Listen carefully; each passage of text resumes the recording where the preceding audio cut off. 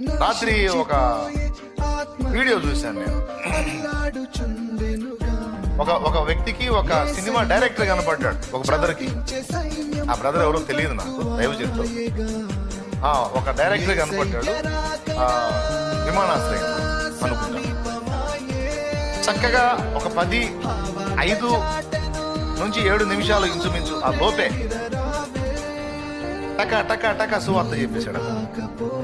President of a global company, earning dollars in dollars, but still our life in eternity. I pray for your soul. అతను coffee తాగేంతలో సువార్త చెప్పేసి తన సాక్ష్యం చెప్పేసి ముగించాడు.